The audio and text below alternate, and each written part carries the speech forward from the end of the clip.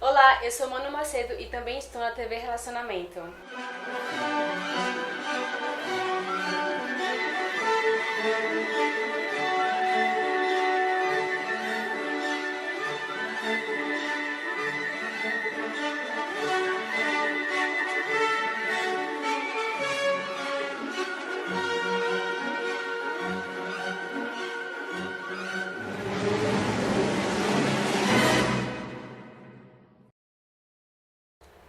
Olá, internautas! Iniciamos mais um programa Quadrinhos para Quadrados Redondos.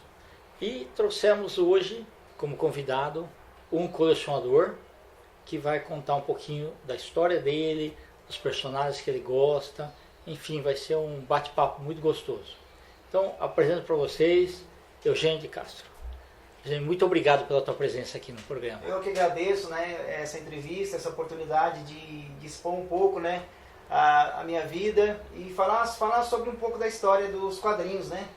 Porque eu, assim, fez parte da minha formação cultural, da minha bagagem cultural, e isso me ajudou bastante. Assim, na minha formação, não só na formação profissional, mas em todos os momentos da vida, né? Eu aprendi a gostar de leitura através dos quadrinhos. Que legal. Eugênio, você como professor hoje, né? Para mim acontecia o seguinte, por exemplo, quando você precisava de uma válvula de escape, então quadrinhos Isso. ele te ajudava, assim, você lia um gibi, você saía tranquilo com Isso aquilo, mesmo, é como se você tivesse ido para uma outra dimensão. Com você aconteceu a mesma coisa? Já aconteceu, isso aí. Porque, de certa forma, os quadrinhos são uma forma que antigamente a molecada usava para poder fugir dos problemas, tudo, né? Problemas com os pais. Então, eles se escondiam no quarto, lá se trancava e ficava lendo gibi, lendo quadrinhos, né? Hoje em dia você vê que com essas mudanças aí na tecnologia, assim, no celular, WhatsApp, a molecada fica só lá no celular, né? Normal.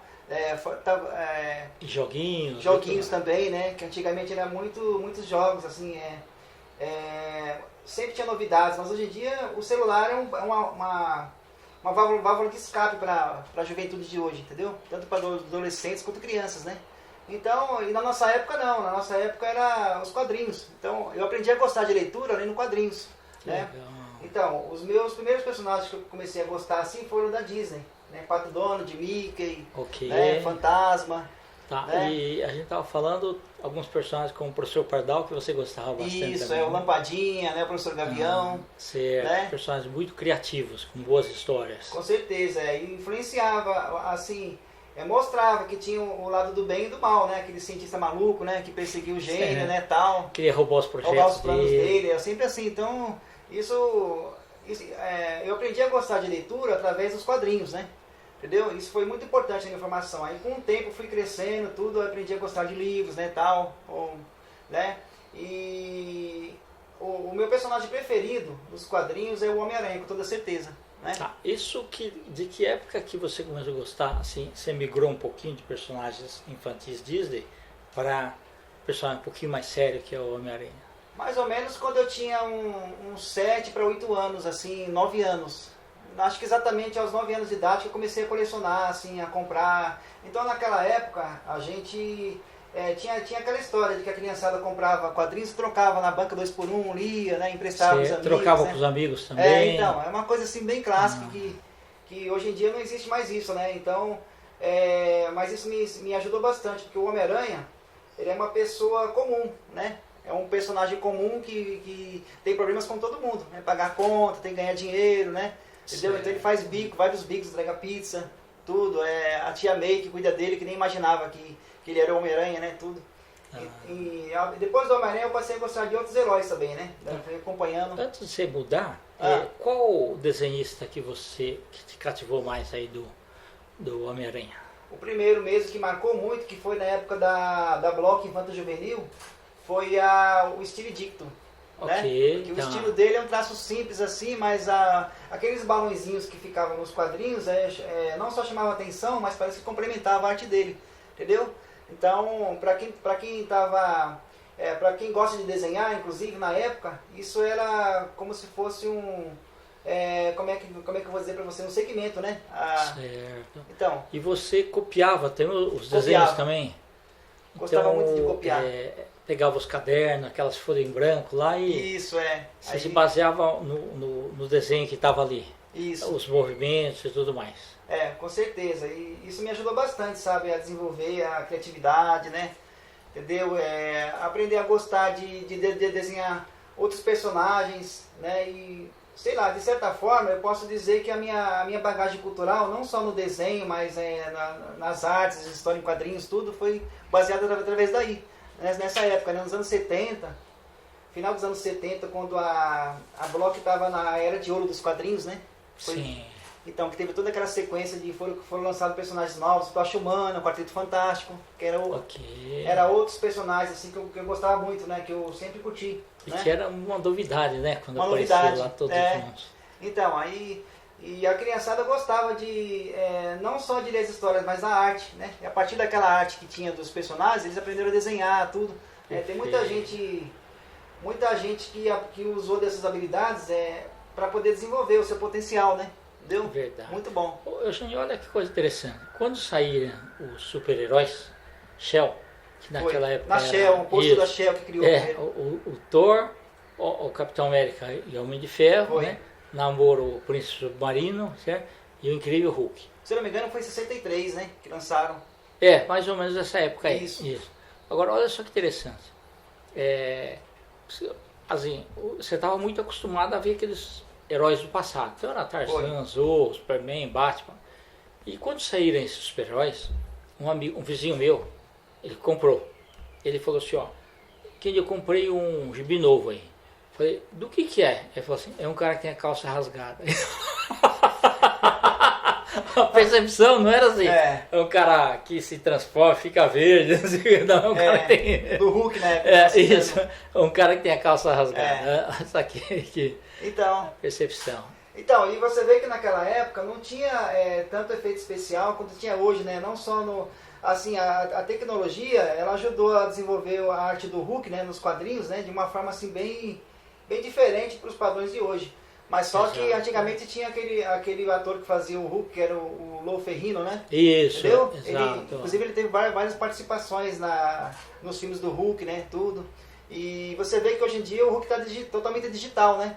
Totalmente digital. Eles não escolhem aquele ator assim pra se pintar de verde, colocar uma peruca, que o outro era mais humano mesmo. Hoje você vê um super Hulk mesmo. Inclusive ele era campeão de fisiculturismo, tudo. Aproveitaram o físico dele para poder fazer o personagem, né? Isso. Eu assistia muito aquele seriado que passava na televisão do Hulk, né? E ele entrava passava na Globo de sábado à noite. Isso, Nossa, eu não perdia um, né? Entendeu? Então é isso aí tudo que... hoje em dia, quando eu vejo esses filmes aí, eu vejo que eles são baseados nos quadrinhos desde o começo da história do personagem, mas tem algumas variações, eles mudam algumas coisas ou outras. O roteirista às vezes vê o que fica mais fácil para filmar. Então. Às vezes, por exemplo, as séries funcionam assim.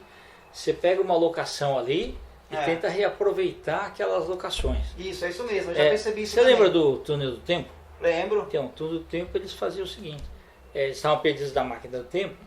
Então ia num estúdio que tinha acabado de fazer um filme lá sobre o Oeste Antigo.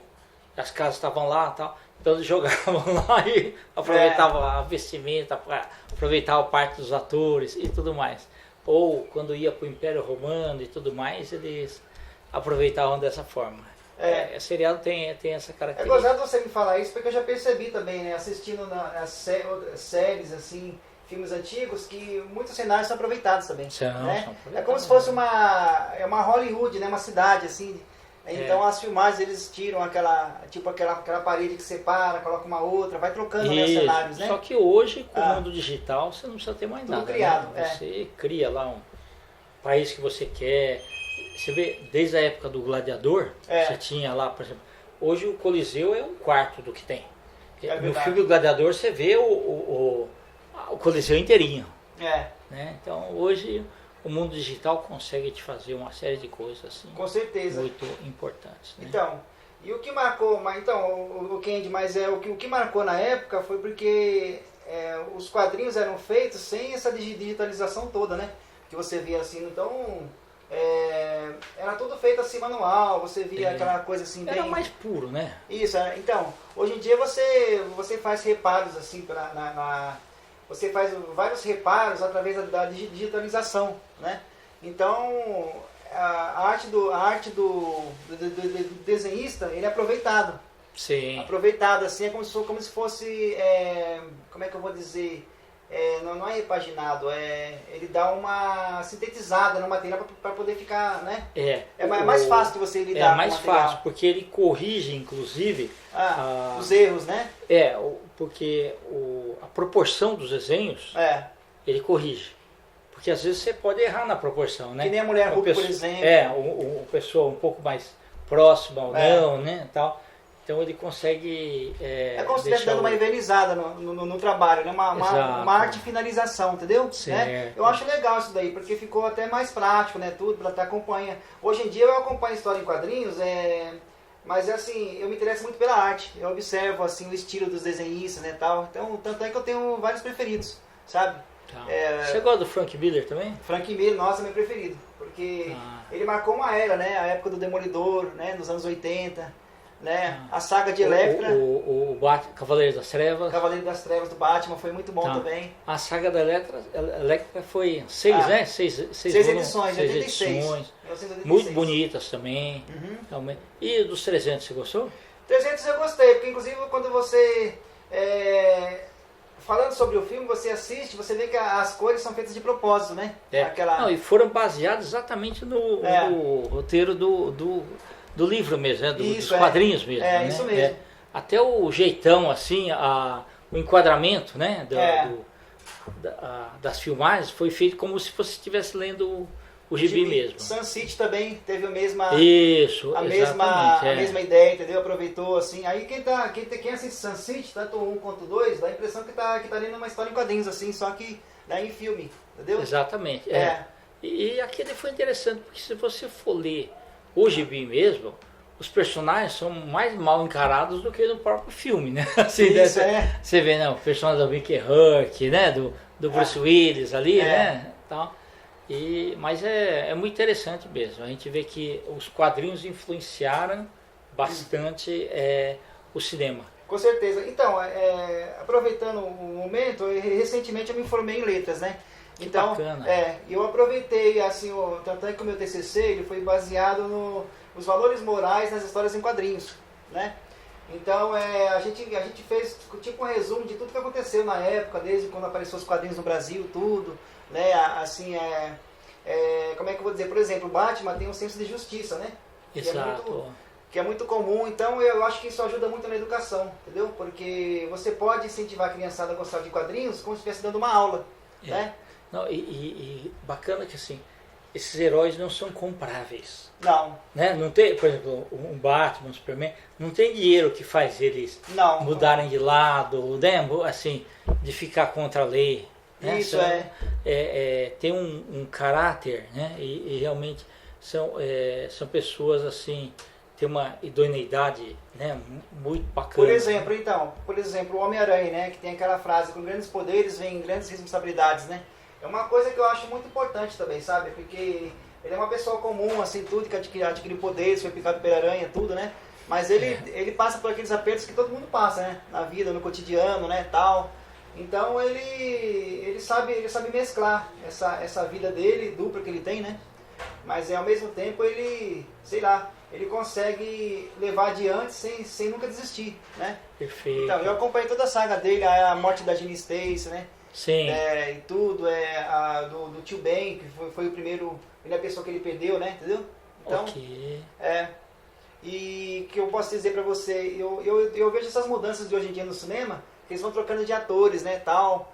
Então, agora parece que ele voltou naquela estaca de... É um personagem mais jovem, né, tal, né, no início da carreira, né, dele.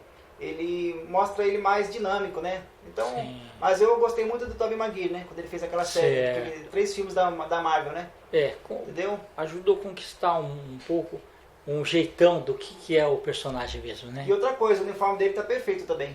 Tá perfeito porque resgata, né? Aquela coisa que tinha... Lembra até um pouco do estilo do Steve Ditko, né? deu assim o traço, tudo, né? Mas agora os quadrinhos foram muito importantes, assim, em geral, né? Não só da Marvel, mas assim, da Disney, assim, do Fantasma, principalmente foi muito influente na minha formação, sabe, assim, porque eu gosto muito O espírito que anda. O espírito que anda, né? Porque quem vai imaginar, assim, um personagem que senta numa caveira, né? Mora numa floresta, né? Deu ele tem os pigmeus Bandara ao lado dele. E os nativos acham que ele tem 400 anos. 400 anos, mas é a mesma pessoa. Inclusive eu usei isso no meu TCC também. Eu falei, né, sobre uma coisa que o caráter da pessoa, né, assim, é uma coisa que vai passando de geração em geração, né, de pai para filho, entendeu? Se a pessoa tem uma boa educação, assim, dentro de casa, vamos supor, ele treinou o filho dele para poder, o 21º fantasma da linhagem, ele treinou o filho dele para poder continuar seguindo os passos dele, né, entendeu? Então é uma coisa muito importante, quer dizer, a criança lê os quadrinhos do Batman, do Fantasma, então ele vai saber identificar o que é certo e o que é errado. Isso que eu acho legal, entendeu? É muito bom isso daí, né? Ok. Então, pelo que eu sempre converso com os colecionadores, apreciadores, tem um pessoal que, por exemplo, gosta, no caso da DC, eles gostam mais do Batman. Do Batman, com certeza. E no caso da Marvel, é o Homem-Aranha favorito. A maioria. Então, esses ganham disparado. É como se eles fossem representantes da porque da o Marvel. Segundo lugar já é bem mais para lá. Sabe assim, a diferença entre o Homem-Aranha e os outros, e o segundo lá tem uma diferença brutal. Com certeza. Talvez assim, uma sensação de mais proximidade, né, com o herói, talvez. É verdade.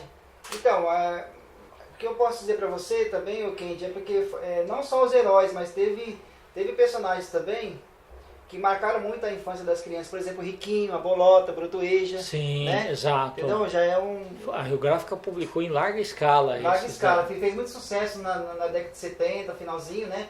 Pro começo dos anos 80. Então, eu acredito que assim, não só os super-heróis, mas todo o segmento de quadrinhos, eles foram muito importantes para a formação, para informação, eu não digo formação, mas formação desses jovens que estão hoje aprendendo a gostar de quadrinhos, é uma nova geração. Então isso influenciou, é uma informação para a atual formação de quadrinhos hoje. Bacana. O outro rapaz que fez TCC junto com você também gostava de quadrinhos? Também? Gosta, ele gosta até hoje, é o meu colega que fez faculdade comigo, né, tudo. E a gente trocou ideias, porque como ele é bem mais novo que eu, né, inclusive ele tem idade até de ser meu filho, né, entendeu? Legal. E a gente mesclou as duas coisas, né, assim, o meu conhecimento de quadrinhos antigos, né, de cinema, literatura, com o conhecimento dele atual, né, de mangás, bacana, de séries, tudo. Então a gente... Então convida ele também para ser entrevistado aqui. Convido sim, com certeza. Né? Você falou que você tem um sobrinho também que... Tem um sobrinho que é ilustrador, desenha né? também? Isso, assim, ele me considera bastante tudo, né? Então ele faz ilustrações para fora, né? Tudo e sempre... É uma linha terror que ele gosta mais, é isso? Tipo terror, Walking Dead, assim? Super-heróis, isso também. Tem vários estilos, né? Assim, da Marvel. Assim, é que eu não tenho muito contato com ele, porque como ele mora em São Paulo, aliás, eu moro em São Paulo e ele mora na Praia Grande, né? Certo. Então, mas convida ele também para ser entrevistado. Convido, com certeza, porque é bom a gente ter assim, esse entrosamento, conhecimento. Inclusive, quem gosta de quadrinhos, parece que é um ciclo assim, que todo mundo conhece, assim, tem como é que eu vou dizer para você? Tem vários colecionadores, né, assim, que uma tem contato com o outro, né? É bacana porque assim, o colecionador em si, ele não vê o outro como adversário. Não. Assim, um competidor. Não, ele vê alguém que tem afinidade igual.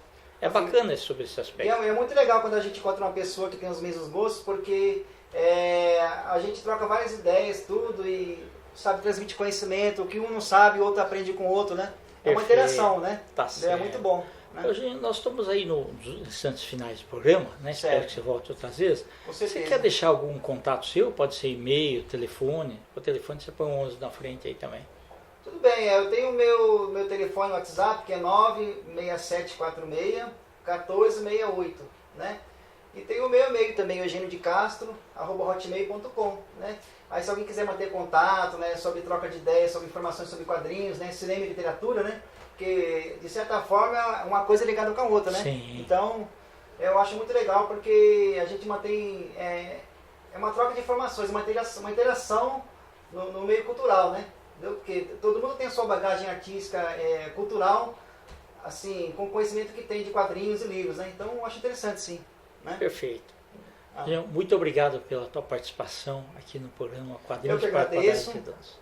de ser entrevistado pelo maior colecionador do Brasil, né? Ok. Então, aí para mim é uma honra, viu? Eu agradeço pelo convite. Tá bom. Internautas, nós então finalizamos mais um programa Quadrinhos para Quadrados Redondos. Um grande abraço e até a próxima.